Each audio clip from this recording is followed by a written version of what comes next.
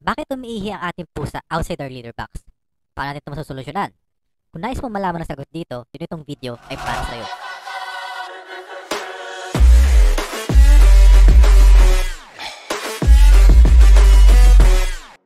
Cats are territorial, kapon ang solusyon. Ito madalas marinig natin na advice kapag ang pusa natin ay umiihi kung saan-saan. Pero ano nga ba ang kinalaman ng pagiging territorial nilang ugali sa pag-iihi nila sa kung saan-saan? So, in the wild, the larger their territory is, the more access they have to food. For male cats, however, the larger their territory is, the more female cats they can get. So that is why during mating season, talagang lumalabas ng bahay ang mga lalaking pusa at gumagala to expand their territory. Which of course, nagresulta sa away ng mga pusa. Kaya kung mapapansin nyo, umuwi sila ng sugatan paminsan. For female cats, tumatakas lang talaga sila dahil gusto nila makahanap ng booking. So, that's how their territorial instinct goes. And syempre, paano nga ba malalaman ng ibang pusa na ang isang lugar ay teritoryo nila? So, simply, through scent. Diyan pumapasok ang spraying na ginagawa ng ating mga pusa. And take note, I use the word spraying at hindi urinating. Dahil iba ang pag-i-spray sa pag-urinate. Spraying is their act of marking their territory, while urinating naman is ang pag-ihi nila mismo. That's why minsan nag-i-spray ang ating pusa sa ating legs because it's their way of telling other cats na this person is mine. Tip Sana off. all. Which is usually nagre-result naman ng pagkainis ng tao sa kanila dahil nga sa naihiyan sila. So, hindi lang outside ng house nangyayari ang pag-mark ng territory. So, this can also happen inside our house and ang common trigger nito ay may bagong salta sa loob ng bahay. So, especially with cats na hindi sanay makihalubilo sa ibang pusa, masayang nabubuhay as the only cat in the house and then one day, suddenly may bagong pusa sa loob ng kanyang territory.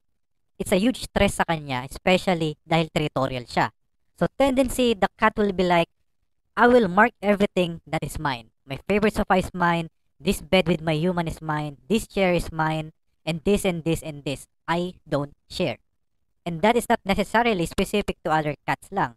It can be with dog din or it can be a new person in the house na ayaw nila. Another possible reason is although wala kang bagong alaga na dinala sa loob ng bahay, kung meron namang ibang pusa na nakakapasok sa bakuran nyo or may mga pinapakain ka na feral cats outside, or may nakikita siya sa labas through your windows, pwede niyang isipin na these cats na umaaligid sa kanyang territory are threats. And if they feel threatened, magsisipag sila ngayon magbakod sa kanilang territory through spraying. And if you think na only male cats lang ang nag-i-spray, then you are wrong. Dahil female cats also do spray as they are also territorial. That's why it is important na ma-socialize na maayos habang bata pa lang ating mga pusa para hindi sila masanay lumaking mag-isa na any additional life form sa paligid nila is a threat. Kapag ang female cat naman ay in heat, they also spray. But this is not because they are being territorial. Instead, they are inviting male na mahanap siya by spreading her scent sa iba't ibang lugar para ma-detect siya agad ng mga macho papa niya. Dito na ngayon pumapasok ang kadalasan natin naririnig na kapon is the key. Dahil kapag kinapon ng isang pusa, nawawala ang mating drive nila. Pag nawala ang mating drive nila, then hindi na nila kailangan lumabas ng bahay to expand their territories or maghanap ng booking sa labas. Hindi na rin nila kailangan mag-mark ng territory nila unless there is a shortage ng food sa kanilang territory, which is rarely the case for cats. That's why ang major driver ng kanilang pagiging territorial is mating talaga. Dumako naman tayo sa inappropriate urinating behavior. So, iba na to sa spraying na ginagawa lamang to leave their scent. This one is the actual na pag-release ng pusa ng waste liquid product sa loob ng kanyang katawan. So, there are different causes kung bakit nangyayari ito. One, kulang ang litter box. Again, cats are territorial. They don't like to share in general. So, if maraming cat ang gagamit sa nag-iisang litter box, you can already imagine na yung pusa na maarte, hindi sociable, and does not like to share, ay sa ibang lugar na lang iihi o dudumi. So, increasing the number of litter box in the house should fix this. Number 2, hindi malinis ang litter box. Cats are very hygienic and maarte. So, kung puno na ng ihi or pupo ang litter box, matik, I don't want to use it anymore. So, solution is mas kailangan nating dalasan ang paglinis ng litter box. Number 3, malupa na yung litter box. So somewhat related to number 2, although ini-scoop natin agad yung mga ihi at pupo sa box, hindi natin may iwasan na may maiwang maliliit or scent or durug-durug na sand na nagmumukha ng lupa ang nakalagay sa litter box natin. So, cats, being maarte, they will probably not use the box anymore. So, in this case, need na natin magpalit ng litter sand completely. Number 4, ayaw nila ng litter sand na gamit mo. Cats do have preferences also. Some cats want the unscented brands, while some doesn't mind na may flowery scent or what yung litter sand na gamit nila. Some doesn't like yung malambot na texture, while some prefer yung malupa na texture where they can actually dig. So, it's the matter of trial and error and observing ano ba yung prefer nila na litter sand. Number 5, ayaw nila ng litter box mo.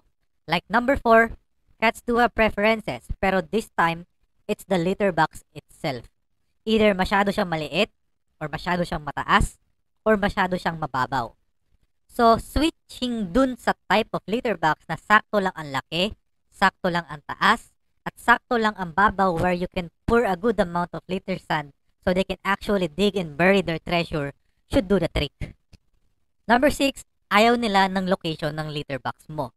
We have to understand na cats, even dogs, feel vulnerable when they are peeing or pooping. So, hindi nila kayang protektahan ang sarili nila habang ginagawa nila ito. That's why they look at us when they are doing it as they trust us na proprotektahan natin sila hanggang matapos nila yon. And in return, they do the same for us when we go to bathroom naman. They want to protect us.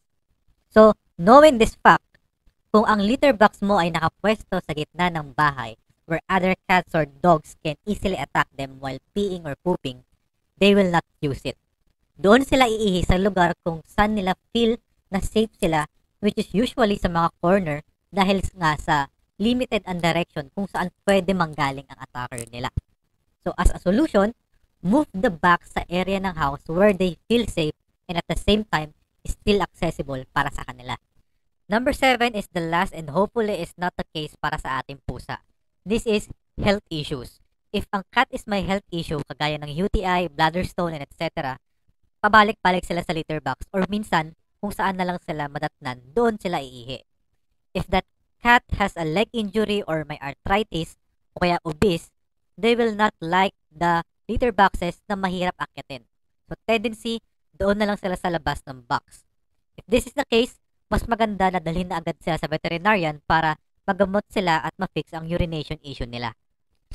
So that's all for the common causes ng pag-ihi outside the litter box. Now, how to discourage them from peeing outside litter box naman is, number 1, linisin mo ng maigi yung area na inihian nila before. It's their natural instinct na umihi or dumumi ulit dun sa same area kung saan nila naaamoy yung scent nila. So, cleaning it thoroughly is important para di na sila ma-encourage na umihi or dumumi ulit doon. Number 2, use the proper cleaning product. So, aside from bleach and other known cleaning products, may mga nabibiling enzymatic products specific talaga sa pagtanggal ng matitinding amoy ng ihi ng pusa. And need nating iwasan yung mga cleaning products na may ammonia-based. Dahil these ammonia are also found sa ihi ng pusa, which will encourage the cats na umihi dun sa area na ginamitan natin nito. Number 3, kung umiihi pa rin sila sa same spot ng bahay kahit ilang beses mo na siyang nililinis na maigi, then moving the litter box to that area may help. Kung mas prefer at feel nila sa safe sila doon, then so be it. Move the litter box there na lang. Till matutunan na ulit nila gumamit ng litter box, saka mo na slowly ngayon ibabalik yung litter box kung saan mo talaga gusto ilagay. Number 4, kung hindi naman option na i-move ang litter box doon sa area na gusto nila, then move their food instead. Cats doesn't like to pee or poop malapit sa kinakainan nila. So, moving their food to that area is a good idea. So guys, that concludes our video. Sana may natutunan kayo at kung nagustuhan nyo ang video ito, don't hesitate to like and subscribe. Bye-bye!